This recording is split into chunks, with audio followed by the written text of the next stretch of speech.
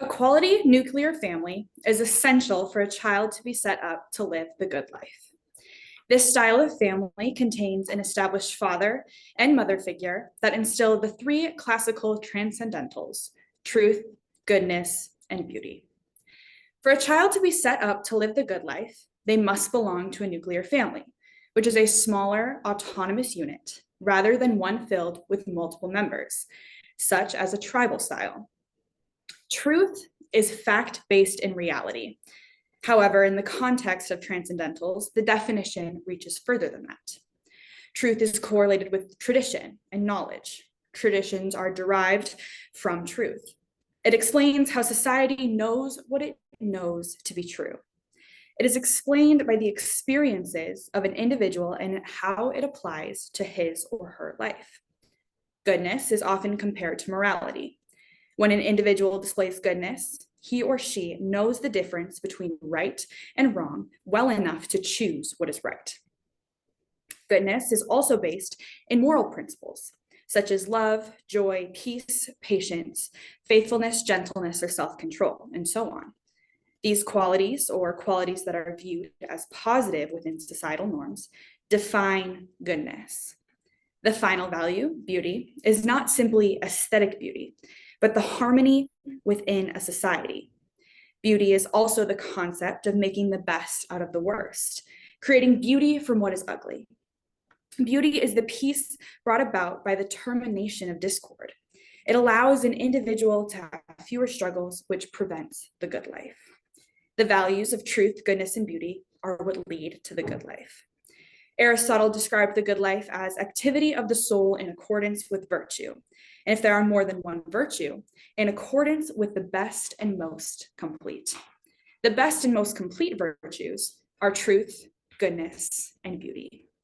These values are what lead to the good life. In order to live the good life, it is crucial to be brought up in a quality family with established parental figures, a father and mother figure who follow the values of truth, goodness, and beauty, as well as impress them on the child, sets the child up to live the good life. As a father raises a child, he must instill and follow three different values. The first is truth. The Good Earth by Pearl S. Buck is the story of a farmer who rose from poverty to prosperity. However, it portrays a father figure who failed to bring truth into his home. Wang Lung originally abided by tradition and values he knew to be true, which was to respect the land. As Wang Lung went off to create a family, he still followed tradition, respected the land, and was gifted wealth. As soon as Wang Lung acted unfaithfully towards his wife and obtained a concubine named Lotus Blossom, he destroyed his family. He stepped away from tradition and truth, his nuclear family. The concubine, Lotus Blossom, was the reason for Wang Lung's increased spending, as she only wanted the finest foods and material possessions. As the novel shares, but after all this matter of the new kitchen became a thorn in his body. For Cuckoo went to the town every day, and she brought this and that of expensive foods that are imported from the southern cities. And these all cost money, more than he liked to give out. And so there was nothing he could do except to put his hand unwillingly to his girdle. Cuckoo, the servant of Lotus, did whatever was asked of her by Lotus, which was to use all of Wang Lung's resources. Lotus hated Wang Lung's children and wanted them as far away from her as possible, which further destroyed his family. Wang Lung knew deep in his heart that his concubine was the reason for the destruction of his family. However, he loved her too much to take action against the destruction of his family. The Good Earth is a story about the destruction of two major truths and traditions: respect of the land and family. The annihilation of Wang Lung's family began as he stepped away from truth. The second value a father must abide by and instill is goodness. Goodness is a value that deals in morality. When an individual is characterized by goodness, he or she knows the difference between right and wrong. As the value of goodness deals in morality, a father must be of good character and instill that value in his child. In Hamlet by William Shakespeare, the titular character visited his mother and showed her two pictures, one of her late husband, King Hamlet, and one of her current husband, Claudius. As Hamlet presented the two images, he explained how virtuous his father was and how good of a man he was. Then, when Hamlet presented the image of Claudius, he explained that he was a horrible and deceitful man. King Hamlet was described in the play as a good king, a good man, and a good father. He was replaced by Claudius, a man of poor morals. Claudius murdered his own brother to gain the throne. Hamlet sought revenge on Claudius and in the beginning acted insane. As the play went on, his sanity dwindled and his madness grew. This set Hamlet on a path that was not the good life and eventually led to his ultimate demise.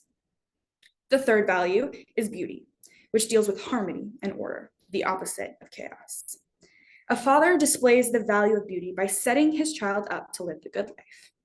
The Odyssey tells the story of Odysseus' long journey home after he left to fight in the Trojan War. His wife, Penelope, and son, Telemachus, remained in Ithaca while he was away. In Odysseus' absence, a number of vile suitors attempted to infiltrate his home and corrupt the foundation of his family, creating discord. The suitors desperately desired to marry Penelope. In order to keep the suitors at bay for as long as possible, an archery contest was held, where the winner was to marry Penelope. Odysseus returned home disguised, and due to the chaos in his home, Odysseus himself entered the contest. He informed a small group of people upon his return and shared his intent. He outsmarted the suitors and in the end killed them all. When the suitors died, the obstacle to obtain harmony was destroyed. Penelope, Odysseus, and Telemachus could finally live happily once again. After Odysseus' long journey home, he was finally able to restore order to his family and bring about the return of harmony. As fathers are necessary in the home, mothers are equally necessary. An Enlightenment thinker firmly believed in the idea of an educated woman in the home. She believed that women should be independent and have the ability to govern themselves. Wollstonecraft was one of the first to write about the idea that women and men were to be equals within the home. An educated woman grounded in truth would act as a better wife, one capable of becoming equals with her husband. Not only would she become a better wife, but also a better mother. This idea created what a strong mother figure in the home looked like. Women are the greatest teachers of the world, as their role in the home is to nurture and raise the new generation. Wollstonecraft believed that an educated woman could provide a better life for her children, since she is more knowledgeable in the truths of the world and has stronger parental skills. The fruits of education include how to understand what is best for one's children and how to raise them in the best way possible. Educated women who are grounded in truth are those who raise children to live the good life. Wollstonecraft focused on the concept of truth in the home. When the teachers of the household are based in truth, it sets the child up to live the good life. As goodness deals in morality, Penelope in the Odyssey displayed goodness, protecting her son Telemachus. When the suitors entered and infiltrated her home, she remained loyal to her husband and stayed grounded in her morals. She remained firm in her values as a wife and a mother. While Odysseus was away, a great number of suitors lined up at the house of Penelope because they assumed Odysseus died on his journey and asked for her hand in marriage. Penelope had a choice to make. She could marry one of them and abandon her faithfulness to her husband, or remain grounded in what she knew to be true.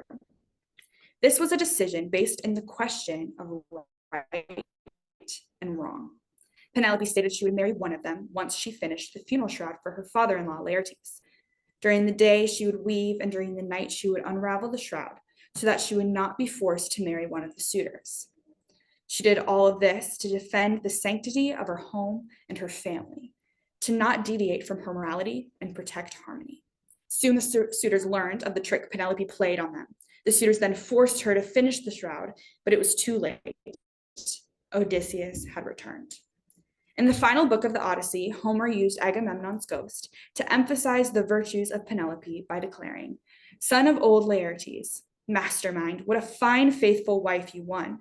What good sense resided in your Penelope. How well Icarus's daughter remembered you. Odysseus, the man she married once. The fame of her great virtue will never die. The immortal gods will lift a song for all mankind, a glorious song in praise of self-possessed Penelope." Homer wanted to show the value of a quality wife, and by extension, a quality mother. The virtues that Penelope displayed were congruent with those of beauty. Penelope showed love and faithfulness in her loyalty to Odysseus. She remained calm and peaceful when the suitors attempted to disrupt the unity within her home. Penelope made the best of the situation she was in and attempted to uphold the values she knew to be true. She defended the harmony that resided in her home at all costs. In The Scarlet Letter by Nathaniel Hawthorne, Hester Prynne was forced into a difficult place, not of her own volition, and made the best of the situation she was in. Beauty can be viewed as the idea of harmony or creating righteousness out of ugliness. The novel starts out with Hester Prynne in prison. She was then escorted out to stand on a scaffold in the middle of town to be publicly shamed. Her sin was adultery. Hester conceived a child, Pearl, outside of her marriage. Her daughter Pearl was forced to grow up without a father and was endlessly tormented by the townspeople because of the shame brought upon her. Hester eventually convinced the father of her child, Dimmesdale, to flee to Europe with her in an attempt to create beauty from an ugly situation. Hester knew the only way to provide her daughter with a better life was to bring Dimmesdale into Pearl's life, and as a family, run away together. In an attempt to bring harmony to her life, Hester introduced Pearl to her father, protected her the best she could from their town, and did her best to bring together her family so as to give Pearl a better life. In the end, Dimmesdale died after giving his final sermon where he revealed the truth of his debauchery. Before they had the chance to run away together, in the final moments of the novel, Dimmesdale gives his last sermon and calls Hester and Pearl up to the scaffold to stand next to him as he reveals to the town that he is behind Hester's adultery and the creation of Pearl. Since he knew he would die momentarily, he asked his daughter for a kiss. As Hawthorne depicted, Pearl kissed his lips. A spell was broken. The great scene of grief in which the wild infant bore a part had developed all her sympathies. And as her tears fell upon her father's cheek, they were the pledge that she would grow up amid human joy and sorrow, nor forever do battle with the world, but be a woman in it. Towards her mother, too, Pearl's errand as a messenger of anguish was all fulfilled. Dimmesdale displayed a beautiful picture in his final moments. A family that was once broken, reunited in the center of town for everyone to see. Hester, as a mother, unashamedly wanted to bring clarity to the chaos of their lives. She wanted to live a harmonious life with the man she loved and the father of her child, which brought them to the good life. When a father and mother are present in the home, it allows an individual to live the good life. There are several examples throughout literature that show this to be true. In Great Expectations, Joe, Pip's brother-in-law, became the father he never had. Joe gave Pip an apprenticeship and even took care of him when Pip was sick at the end of the novel. He taught Pip how to function within society and navigate social situations.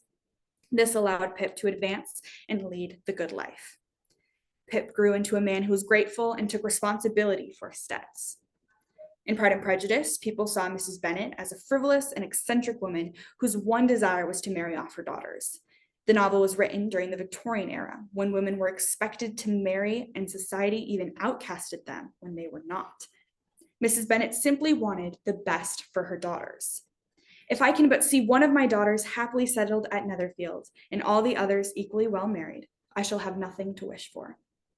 Although Mrs. Bennet may have embarrassed her daughters slightly, and the upper class viewed her as foolish and lacking social graces, she genuinely wanted her children to live the good life, where they were taken care of and not worried about how they would survive.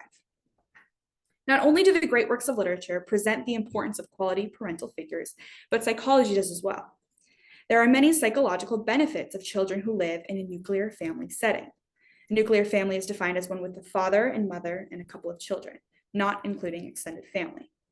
According to an article from the CDC, children living in nuclear families were generally healthier, more likely to have access to healthcare, and less likely to have definite or severe emotional or behavioral difficulties than children living in non-nuclear families. Studies show when children are raised in a home with a married mother and father, they are less likely to have behavioral issues, poor grades, low social skills, nor struggle with their mental health. A child brought up in a nuclear family has been set up to live the good life. According to Meyer's psychology, an experiment showed that when monkeys were separated from their mothers, the monkeys showed high levels of aggression. Due to ethical reasons, psychologists often use monkeys in experiments to understand how humans would react under similar circumstances. Based on the experiment where monkeys are taken away from their mothers, it can be inferred that humans react in the same manner. When human children grow up without a mother, they are more likely to become hostile and antisocial. This is a path that will not lead someone to the good life. Some argue that the way an individual is raised does not determine the outcome of their life. One such argument is the nativism approach to the nature versus nurture argument. Nativism is a psychological theory that all knowledge and abilities are inherent. The surrounding circumstances of one life are irrelevant to the person they become. Due to this nativist ideology, whether an individual is brought up in a home with a father and mother is irrelevant to the good life. Jane Eyre by Charlotte Bronte tells the story of a girl named Jane Eyre who was orphaned and sent to live with an abusive aunt named Mrs. Reed. She did not have a parental figure in her life, and yet she overcame many obstacles and was set on the path to the good life. Jane Eyre becomes a teacher and a governess for a young girl named Adele. She's the ward of Mr. Rochester, whom Jane Eyre later marries. Jane was not blessed with a mother and a father, nor a strong mother figure, as her aunt failed to be one. However, Jane Eyre rose above the challenges of her broken home. She was a strong-willed, stubborn, defiant, principled, and intelligent woman. She did not learn these qualities from parental figures, however, as she did not have one. She was born this way, and it affected her ability to live the good life. She did not have parental figures that could model the values of truth, goodness, and beauty, and she still managed to live the good life. Jane Eyre had to learn resilience by herself and created her own path to the good life. Although Jane Eyre was able to live the good life, she is simply the exception, not the rule. To every rule, there will be exceptions, and the need for an established father and mother figure is no different. Jane Eyre, with a lack of parental figures and a horrible guardian, forced her to become resilient. She had to learn resilience through traumatic events. When Jane grew up in her aunt's house, she was locked in a room by herself multiple times and was forced to remain there for hours at a time. Jane was eventually sent to a school for orphan girls, where she was unjustly punished by the headmaster and her teachers. Her lack of parents forced her to go through struggles that were nearly impossible to overcome. These circumstances made her resilient and helped her forge her own path to the good life. If Jane had grown up in a home with a mother and father who had instilled the values of truth, goodness, and beauty, she would not have undergone traumatic events in forging a path to the good life. Similar to Jane Eyre, Frankenstein's monster did not have a stable familial situation. When Frankenstein completed his creation, the monster, he was horrified by the ugliness of the monster and left him. The monster took this as his father and creator, abandoning him, and sought vengeance. The monster went on to kill Victor Frankenstein's brother and brought about a guilty conscience for Victor. Throughout the novel, the monster traveled around and wreaked havoc on society. It frightened many children and adults and was the cause of multiple deaths. The monster was always rejected by society and blamed everything on the abandonment of his father and creator. The monster knows that he has done truly terrible things and knows he cannot come back from them. But it is true that I am a wretch. I have murdered the lovely and the helpless. I have strangled the innocent as they slept. At the end of the novel, the monster leaves to end his own life after never finding the path to the good life. Although Jane Eyre found the good life without the aid of a quality mother and father figure, there are many, like Frankenstein's monster, who did not. Jane Eyre was fortunate to find success through tribulation. However, this is simply an exception and by no means the rule. The monster in Frankenstein is a more probable situation. When an individual grows up without a mother and father, the path to the good life is more difficult to reach, and in the monster's situation, impossible. In order for a child to be set up to live the good life, he or she must be raised in a home with a single autonomous familial unit. This means a child must grow up in a home with present parents, where the parents fulfill their parental roles. A child that grows up in this kind of home, rather than external forces or a community infiltrating the home, where they are the ones that raise the future generation, will go on to live the good life. George Orwell displayed what happens when the home is infiltrated by outside sources in his novel 1984. The children in 1984 do not have a normal relationship with the individuals called their parents.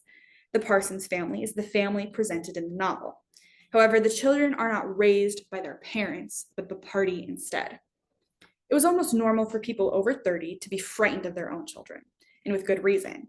For hardly a week passed in which the Times did not carry a paragraph describing how some eavesdropping little sneak child hero, was the phrase generally used, had overheard some compromising remark and denounced his parents to the thought police. The party is the group that controls everything, including the way the government is run, as well as how an individual's life is managed. There is no autonomy within the party. The parents are no longer parental figures. Instead, they are simply the people who gave birth to the child and raised them. The party took over the role as the parents, so the children were not raised in the nuclear family. These children are no longer able to live the good life. They blindly obeyed an institution. The party raising children is similar to this tribe-style format.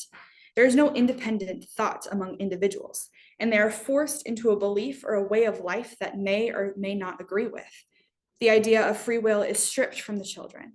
They cannot make their own decisions, which is imperative to live the good life, as it provides an opportunity to understand truth and goodness. The lack of a mother and father figure in the home created children with a lack of empathy and leadership skills. The mother is imperative for emotional and empathetic development, while the father is necessary to help children develop strong leadership skills. The party does not want their citizens to have the two qualities of empathy and leadership. In order to ensure their citizens never gain these qualities, the party takes children away from their parents' control and raise them themselves. This allows the party to remain in control and deprives the individual of the good life. George Orwell not only explored the idea of the government's role as parental figures in 1984, but also explored it in Animal Farm. The animals in this novel represented different aspects of the Soviet Union and the socialist figures behind it.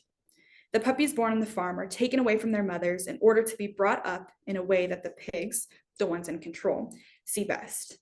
Napoleon, the leader of the pigs, who represents Joseph Stalin, took the puppies away to raise them to be his secret police. As soon as they were weaned, Napoleon took them away from their mothers, saying that he would make himself responsible for their education. He took them up into a loft which could only be reached by a ladder from the harness room, and there kept them in such seclusion that the rest of the farm soon forgot their existence. This forced them to conform to his desires for their life, which took away their autonomy. When Napoleon took the puppies away from their mothers, it symbolized what happened when the Soviet Union was at the height of its power. Children were raised by the ideals of the government instead of by the autonomy of a singular familial unit. He took away their chance to live the good life because he took them away from their fathers and mothers. He took them away from the ones who could raise them in such a way that would set them up to live the good life. In Oresteia by Aeschylus, Agamemnon listened to the influence of outside sources when it came to the choices made regarding his daughter. When Agamemnon was losing the Trojan War, he met with Calchas, a seer. Calchas told him that in order to win, he must sacrifice his daughter Iphigenia. When Agamemnon returned from war, his wife and mother of Iphigenia, Clytemnestra, was furious. Agamemnon had allowed the influence of the gods to interfere with his family. Due to the influence of outside sources, Agamemnon destroyed his family and was killed by Clytemnestra. Agamemnon's family fell apart once he gave into the voice of outside influence. His family was no longer an autonomous unit and therefore did not make it to the good life. Holden, in The Catcher of the Rye by J.D. Salinger, was raised in a boarding school. His parents sent him away because they did not want to raise him. Holden did not grow up to live the good life. He was raised by teachers and his fellow classmates. This led him down a path of ignorance and self-destruction. The majority of the story takes place in New York City, where Holden wanders around and experiences new things after he was kicked out of school. He has a couple of sexual encounters that he is not emotionally mature enough to deal with, which can be tied to the lack of relationship with his family. He also has a desire to move away and live a life of solitude. He has given up on life and believes that nothing can save him from failing. All of this can be tied back to the lack of a small family unit. He was raised in a place with many other boys, with teachers and administrators filling the role of parents. When he was kicked out of school, he was kicked out of the only home he knew. The education system made every decision for him, even the decision to become isolated from others. The Swedish painter Carl Larsson was famous for producing idealistic paintings of families. In Breakfast Under the Big Birch, a family, a mother, and her children is shown eating at a picnic table. The soft colors used and soft features of the subjects give the viewer a sense of serenity. Larson seemed to commentate on what a family should look like. It appears that there is nothing producing outside influence, as the family is nicely tucked away in their backyard. In another work titled Around the Lamp at Evening, a family is shown around a lamp at the dinner table. The only thing illuminated by the light of the lamp is the family. Once again, an allusion to the importance of an autonomous familial unit. The ideal family is one that puts the needs of the nuclear family above all else and is not disturbed by forces outside of itself. Ray Bradbury explained how the influence of technology in the home destroys family. In his short story, The Veldt, a family lives in an extremely technologically advanced home. Everything is done for them by some sort of technology, including cooking and tying shoes. The main issue in this story is that the children's nursery is a virtual reality experience where all four walls are hyper-realistic screens. Technology is the outside influence that raises the children. The parents have no autonomy within the home. The nursery is stuck showing scenes from an African veldt, with lions eating carcasses and human screams can be heard.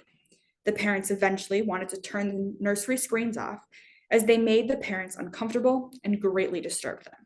When the children discovered the screens were turned off, they went into hysterics. The screens were turned on again, and the children locked their parents in the nursery. The simulation of the nursery showed the lions eating them. The children of the story do not belong to their parents, but to the nursery which controls their actions. The influence of technology created violent children who became stripped of their parents and forced them away from the good life. The Bundren family, in As I Lay Dying, represents what a small autonomous familial unit looks like. The family is composed of Addie, the mother, aunts, the father, and their 5 children, Cash, Darl, Jewel, Dewey Dell, and Vardaman. When Addie passes away, the family must travel across the country to bury her. Each member of the family had their own struggles and issues. Ance, the father, was incredibly selfish. Cash, the eldest son, worked tirelessly on the coffin for his mother and constantly worried about it. He also broke his leg on the journey. Darl, the second son, was declared insane by the end of the novel. Jewel, the bastard son of Addie, was an outcast in the family and was infuriatingly stubborn. Dewey Dell, the only daughter, was pregnant and sought an abortion on their trip. Finally, Vardaman, the youngest of the Bundrens, did not understand what was happening and struggled to understand that his mother was dead. Though each member of the family struggled in their own way, they came together for the sake of another family member. They were not influenced by the outside world. They made the choice to travel a great distance because it was what Addie had wished for in her final moments. The relationship within the family itself was tumultuous at times, but they preserved and honored their late mother. Some may argue that a larger unit outside of one's own father and mother is imperative to raising a child. Instead of a small unit, a larger one is beneficial, like those in Native American culture. Solar Storms tells the story of a girl named Angel who was abused by her mother as a child and grew up in the foster care system. Once she was older, she decided to reunite with her family. Her family lived on a reservation as a tribe who worked together for everything, including the role of raising children. Within the tribe, every member contributed to Angel's growth from her traumatic past. Angel started a self-discovery journey and was able to create a fulfilling life. The format of how a child grows up in the community style goes back as far as the days of Sparta. The boys and girls were separated at a young age. When the boys reached the age of 7, they were sent to be raised in the agoge, which was a military training facility. This was similar to a boarding school. The boys grew up around other boys of a similar age and learned everything that they needed to know to live a good life in Sparta. They went through extensive and rigorous physical conditioning to turn them into great Spartan soldiers. In the process, they turned into strong, obedient young men who served their nation with pride and had a familial bond and loyalty to the other soldiers. At the time, Sparta was known to be one of the greatest nations due to its military strength. All this military strength and the greatness of the nation could be traced back to the way the boys were raised, which allowed them to live the good life and provide a good life for their nation. In solar storms, when Angel made it to the reservation to discover her roots and heritage, she grew close to a woman named Bush, who played a pivotal role in Angel's self-discovery. Bush stepped in as a mother figure who taught and equipped her with all the knowledge she needed to begin the path to the good life. Angel also grew close with an older man named Tulik, who acted as a father figure in her life.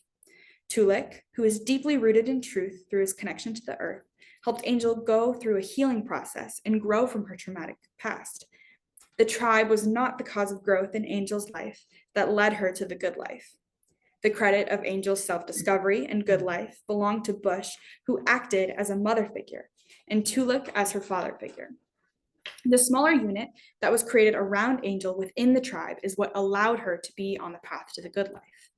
In Sparta, the boys who were raised in the agoge were not actually living the good life. Although they were the cause of their nation becoming so successful, they were also the reason for their downfall. These Spartan men were violent and incapable of independent thought. Due to the circumstances in which they were raised, they enjoyed war. They all thought the same and were pawns in the hands of the generals, incapable of having autonomy. These soldiers did not have many opportunities to reproduce. This lack of reproduction, coupled with the high death rate of Spartans, created a society on the path to destruction. Though they won many battles in their time and were a great society that was greatly feared due to their military capabilities, they were not living the good life. A quality nuclear family is necessary to live the good life.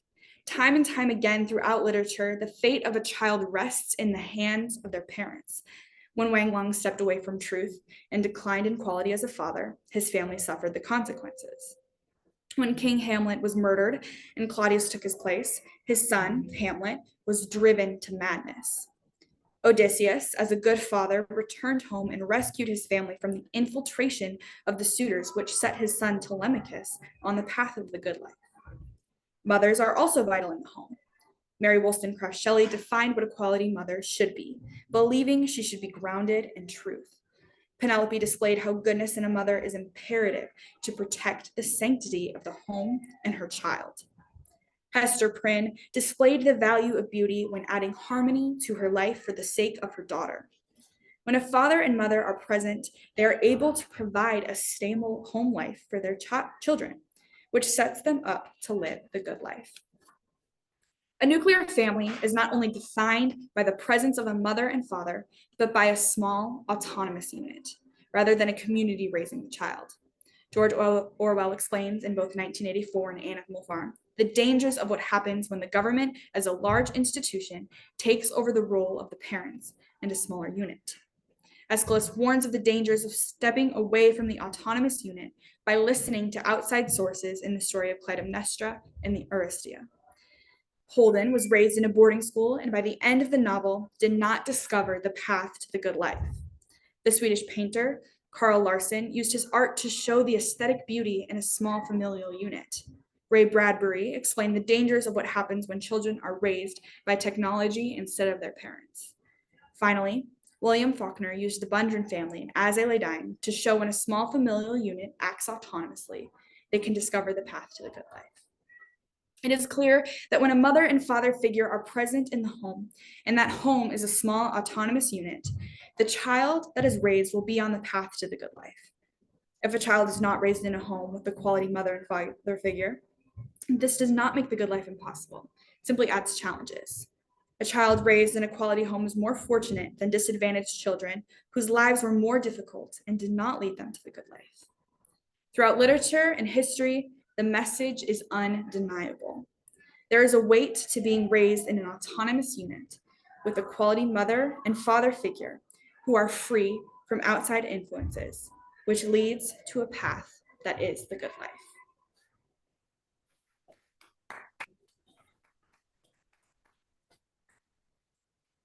All right, you finished that part. How do you feel?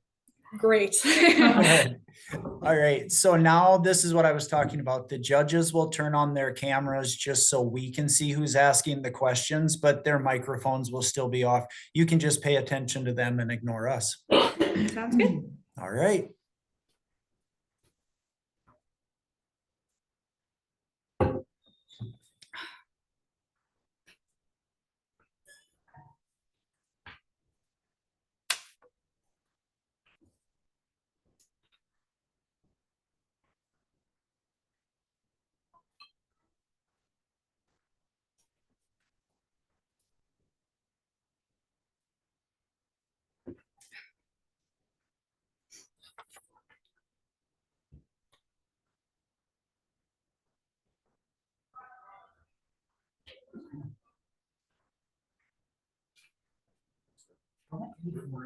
All right, nice job, Ms. Geiszler. So my first question about your thesis comes from kind of the first page and introduction of your first point. And specifically on page 1, as you described what goodness was, I noticed that you took a very Western perspective on what goodness is based on those words and where they come from. So I just want you to speak a little bit more about that. Did you have any chance in your research to go outside of kind of the Western coda of religion, literature, even art? And I'm going to ask a question about the thesis in the future. I think that's excellent. You're actually one of the first students that has incorporated art in their thesis. Nice job. But I just want to ask you, do you have a chance in your research to get outside of the Western perspective of truth, beauty, and goodness, or were you just kind of confined? So are you talking about goodness in specific or all three? This would be specifically back to goodness, Okay. Along the morality. Sure. Yeah. So I definitely knew when I first started this thesis that I know where goodness comes from, and that maybe Western, how you put it. But I do believe that the goodness in my definition of where it comes from, that is truth. And so that is why I based my thesis off of that definition of goodness.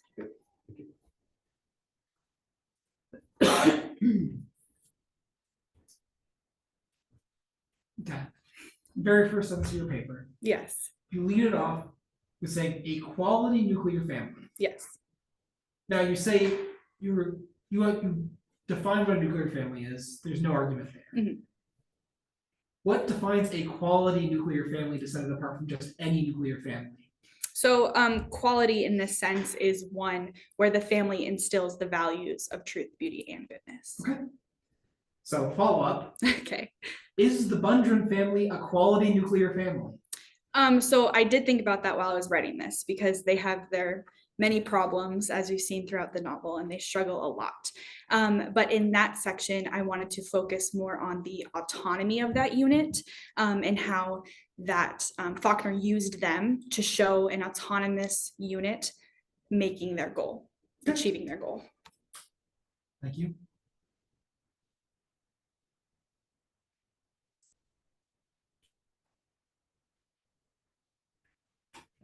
So when you were speaking of the Scarlet Letter, so pages 6/7, can you explain more about why wanting a harmonious life with the man she committed adultery with is considered the good life?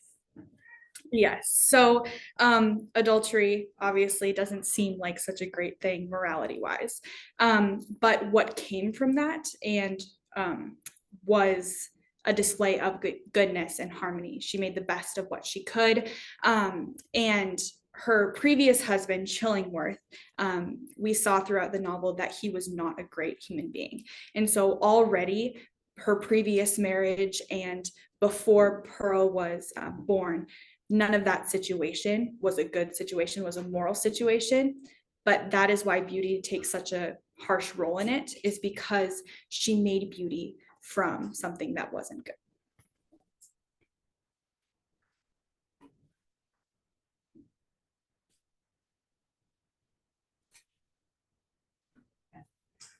In page 8, you speak of nativism. What support do you have for this theory? Was there other support that you read about to help you come to this conclusion about nativism and the ideology of it? Sure. So there are, in psychology, there's that theory of nativism versus the nurture aspect of raising a child. And so it's often discussed that in psychology there have been experiments on whether it's the way that they're raised, whether it's the way that they're just inherently born. And so it mainly comes from that principle that psychology often discusses. So following up, so that nature versus nurture is the heart of epigenetics, right? Did you do any research into epigenetics to like help strengthen your point that the nurture really did matter that much? I did slightly, for sure, because I brought it up and I wanted to use this in my antithesis. And so that's a point to counter my antithesis, that nurture is an imperative point in raising a child. Okay. Ms. Geiszler, I have a question, back to page 3, roughly, right before you introduce speaking about goodness, and, obviously dealing with goodness being passed from parents to children, and this, setup of the nuclear family, you write, when an individual is characterized by goodness, he or she knows the difference between right and wrong. One of those kind of seminal forming moments for young people turning into older people, usually called adults. So one question that can come from this is, can children be good from that inherent sort of struggle between time and a changing of the individual from one state to another? Do children start out inherently good? Can they be good? Is there some sort of thing that happens before goodness? You can answer any of those questions. Sure. So are children like inherently good? And I immediately think of the tabula rasa, the blank slate. And in my opinion, I do believe the blank slate theory. And so children are just children. They're neither good nor evil. But the way that they're raised now, there's not like an exact date of when they are able to become good and when they are able to become bad. But as the parents instill the values of truth, goodness, and beauty, that is the turning point of when they are able to know the difference between right and wrong. So I'm gonna stick on Hamlet. Okay. So you obviously mentioned that Hamlet's life does not turn out great. He dies, his mother dies, his uncle dies because almost everyone's dead. Yes. Ross comes in and takes over Denmark. Is Hamlet's action a net good for the people of Denmark? Even if Hamlet himself did not live a good life, did he enable the good life for others despite his lack of good family? I could see, yes, I would say. My focus again was on Hamlet himself and how he didn't live the good life. So he didn't live the good life, but the destruction of their family led society to live the good life. Okay. Thank you. Just after Hamlet, we talked about the Odyssey, and I'd like to bring up a couple ideas from there. My first, though, starts with just the first sentence of your introduction in the Odyssey. Third value is beauty, which deals with harmony and order, the opposite of chaos. Hey, I've seen some chaotic things that are really beautiful. I'm thinking about fractals. I'm thinking about fireworks. I mean, I could give you a litany of examples, but you're kind of getting why did you focus on harmony and order as tenets of beauty specifically here? Sorry, which page were you referring to? Oh, it's on page 3, and it's the last paragraph. It's just the first sentence. Okay. Sorry, could you repeat your question one more time for me? Yep. So you list beauty, which deals with harmony and order, opposite of chaos, just defining what beauty is. I'm wondering why are you stuck on those, not stuck, but why are you supporting the tenets of harmony and order when chaotic things can be very beautiful too? Sure. And so the chaotic things that you were describing, from my understanding of chemistry and science, is that there are formulas for those things, and there's order within those formulas. And so in and of itself, you see something chaotic, but actually it is quite beautiful and harmonious. Good answer. My second question, just to take us in. So with Odyssey, you bring up the character Penelope, which is a very interesting character, very dynamic also to use in a large work. And so one of the thoughts that I had is Penelope was very, very focused on keeping her, how did you say it, using the words one second here.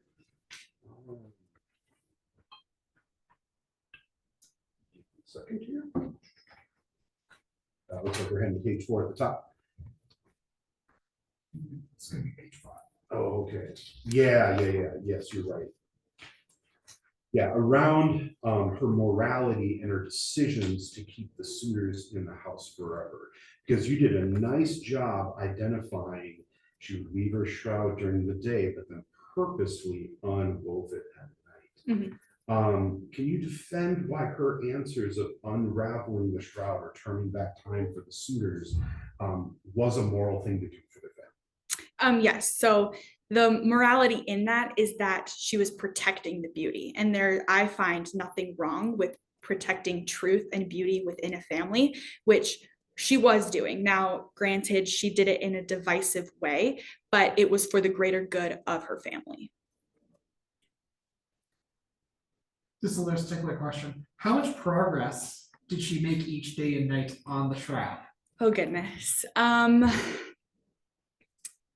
She did, well, I'm gonna say half.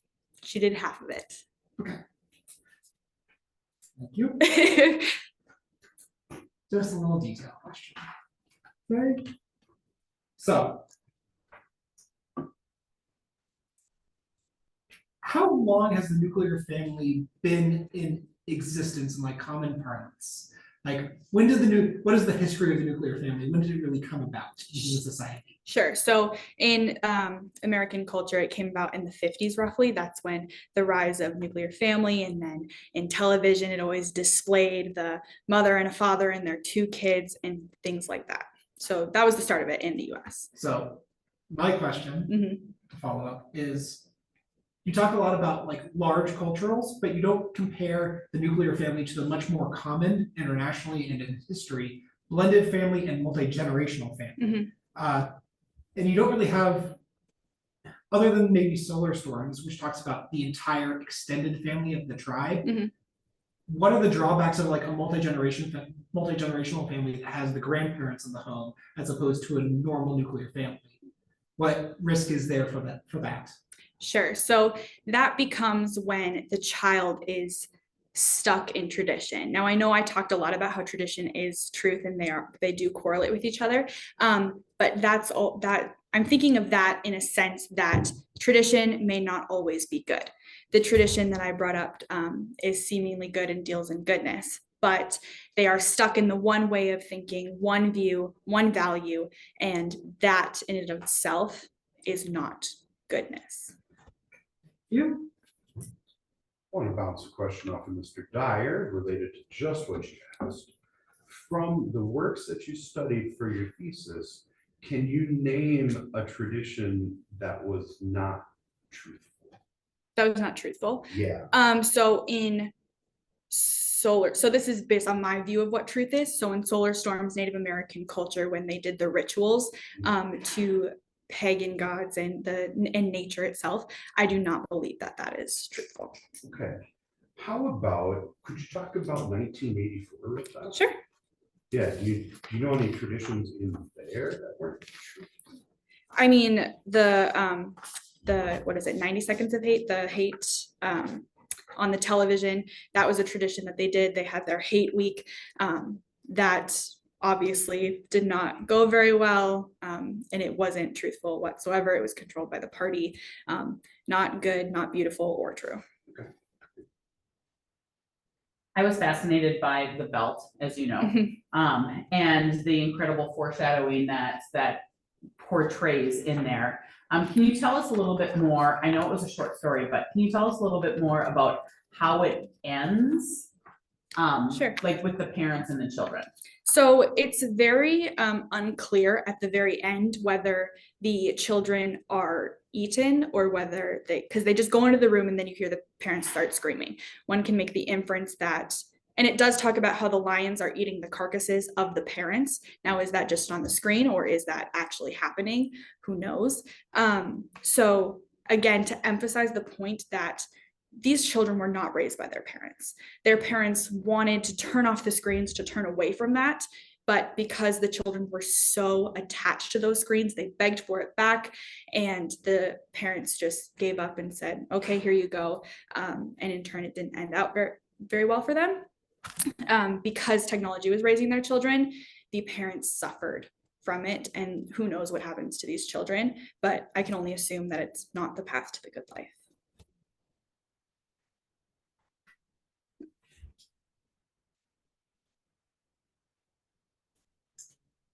Page 7. Okay. The study that you linked from the CDC talking about the advantages of a nuclear family. Mhm. Is this correlation or causation? This is correlation. Do you have anything additional to help prove causation? Or is there some other factor here that we aren't looking at that is the actual cause of a nuclear family being linked to like better health and better healthcare? Sure, you can make the inference that nuclear families have more stable job situations. So obviously these children are going to be more well off.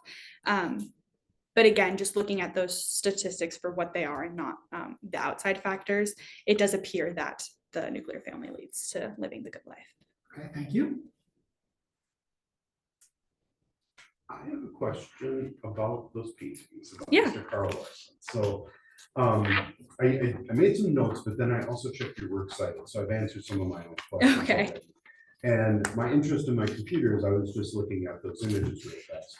I'm familiar with the artist, just not his work specifically, but I think it is getting to where I want to go with this. So I've learned just within the past couple of years, and maybe you've heard this in kind of like pop culture, pop society, that there's this Swedish idea going around for kind of like home planning and getting your friends together. It's called Hygge, Hygge. Mhm. Any familiarity with that concept? I can't say that I am. Okay, then I'm gonna stop there, because it wouldn't be fair to ask that. But it was just something that kind of crept into my mind, talking about these very specific kind of portraits that Mr. Larson had set up. Mhm. But that's okay. I'm gonna step away from my question. So back to As I Lay Dying. Yes. You talk about the need for a mother figure and a father figure. Yes. But obviously the mother dies. Yes. So if you're saying that they act as a good family unit after the mother's death, Mhm. how far along do the children have to be to where the death of a parent does not destroy the values of a nuclear family? Sure. So I would actually say that Addie was still a part of their family even when she was dead, because she was with them in the coffin the whole way there. And we see how Vardaman is wrestling with this idea of his mother being dead. Like he's thinking his mother's there. My mother's a fish, the famous chapter in that book. That's all the chapter is. And so I would argue that Addie is still a part of their family, even though she is dead. And that concept of she's dead, she can no longer add value to the family, I would just disagree with. So to go take this a step further, what happens when, let's say, a family of four, the mother dies in childbirth of a second child, a newborn and a 3-year-old? Will that be a nuclear family? Sorry, could you repeat your question one more time? Let's say that we have a traditional, what looks like a traditional nuclear family. Yes. A mother, father, 2 children. The Mhm. mother dies in childbirth of the second. They're a 3-year-old and a newborn. Mhm. Will that be a nuclear family? So I would say no, because the mother's dead. Now, relating that to As I Lay Dying and the mother's dead, how is that not a nuclear family? I'm just making an assumption based off your question that that mother is no longer with the family. She's passed on. She's in a grave somewhere in a cemetery. And I know this is a weird way to take this, but in As I Lay Dying, Addie her presence is still there. Her figure, her body is still there.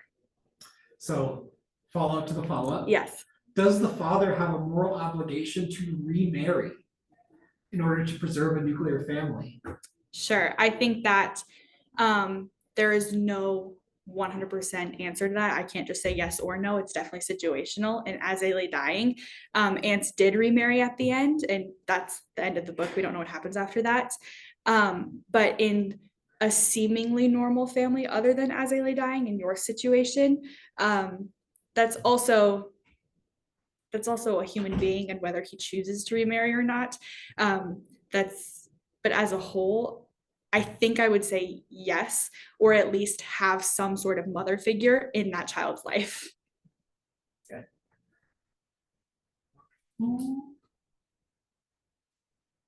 So as we approach the end of your paper, a question just in the writing, like the logistical writing that you did before your thesis presentation today, was Solar Storms one of the last works that you got to as you were composing your thesis? In terms of writing it, yes, just because I used it in my antithesis, but I've known since the beginning, because I knew Native American culture, they're big on their tribal style, that was something I wanted to include. Okay. So yes. Okay. Yeah, it's just often when writers do, their thesis, often their works do come chronologically in their order of writing. So I just wanted to ask, I believe your interpretation of the book is good, and you do make a really clear distinction on how, well, Angel doesn't really have a nuclear family, but people are definitely coming to the front to help her. So one of the questions that I had, being a larger than nuclear family, and maybe you can help me understand that Angel's working with. I mean, who would she call mom and dad? Bush and Tulik? That doesn't really go with the writing, right? Yes. So could you speak on that? Yes. So in this situation, I don't think that, because Angel was so late in her life when she revisited her family and she found them and she reconnected, I wouldn't say that she would call anyone her mother and father. I think that I definitely am reading in between the lines for this, but I definitely believe there is some sort of pride in Angel that she was able to make it and she could get to her family. Now, who would she call mother and father? Again, no one, but I think that her mother figure in her life was definitely Bush, and her father figure definitely was Tulik. And I do believe that they both were incredibly helpful to her journey of self-discovery. Good. I agree with your answer. And even though she does have a living mother in this book, I don't think that would have brought her any closer to goodness than her own actions. Correct. So nice job with that question. Yeah, very good. So I'm going to take us back to the fact that the nuclear family didn't really exist as a common thing Yes. in human society at all until the 1950s. Were humankind as a whole much more unable to live the good life before the 1950s in America? Yes. Okay. Can you explain why? Sure. So we see in literature and history in the 1950s in America that I think American society is a flourishing society. It is a beautiful society, and I think that's aided by the nuclear family. We saw in Sparta that society fell. Ancient Greece and Rome. Now, granted, America has not been along as long as they have, so we'll see how it goes. But these societies did fall, and now correlation and causation, back to what you had said earlier, Mr. Dyer, but it's definitely something to take into account, that these societies did great things and they made it far, but in the end they failed. Okay. Thank you.